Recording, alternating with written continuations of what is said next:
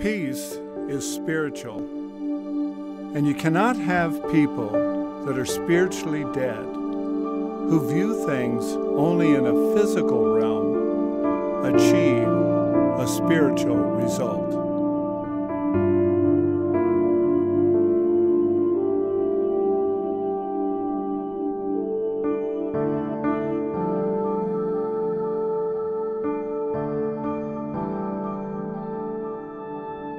UNR President Johnson remarked that following a single faith was good, but cross-religious knowledge would create ambassadors of peace coming out of the university.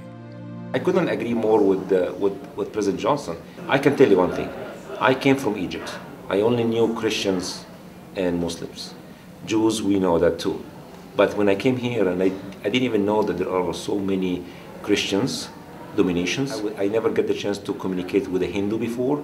So I came here and we have all these religions. I'm learning more about religion, so we'll be more sensitive to this religion versus these people. And that, yes, we have differences, but let's not focus on these differences. Let's focus on the commonality, and we can achieve a lot of these things. While we were here in Reno, we had spent quite a number of years doing Interfaith. We were invited to a luncheon one by the Unification Church, Reverend Sun Young Moon, and we were invited to become members of the American Clergy Leadership Conference. I was invited to go with a group of 120 ministers from the United States, and the plan was to meet with 120 imams of the Islamic faith and 120 rabbis from the Jewish faith. And then, of course, the main purpose was to do that march through the old city of Jerusalem. And we dressed up for it, and it was like a silent march. We carried banners, and we chanted, "Peace, Shalom, Salam Alaikum." I remember one Imam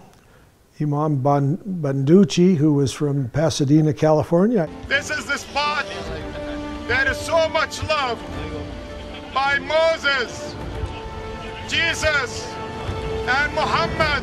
Peace and harmony, Allah, for all the children of Abraham. I remember quite a bit of emotional scenes taking place through that whole week, but that was a special event there at that mosque, and I felt like, gee, if we could just engender that kind of feeling between the faiths, the world would be a whole lot better place.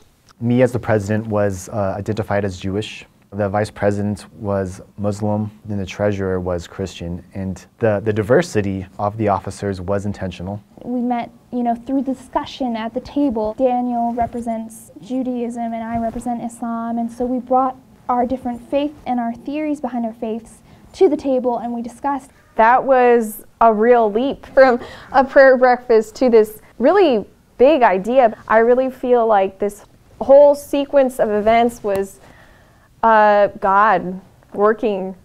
There's a whole background to that. I had been praying for several months, maybe almost a year in my hometown. I would run up a mountain or praying by the riverside, the Truckee River, just asking God, what do you want me to do in my community? Through that foundation of prayer, I really feel like that God was able to work so quickly, and I felt like I met the right people like Rajan Zed, who's a Hindu leader in our Reno faith community. And I think that whatever you want to call him, Allah, God, whatever your name is for this universal spirit of love and unity, I think he really brought us all together and all the wonderful people in our faith community, and those people who had already made a foundation of love and commitment in relationship to one another.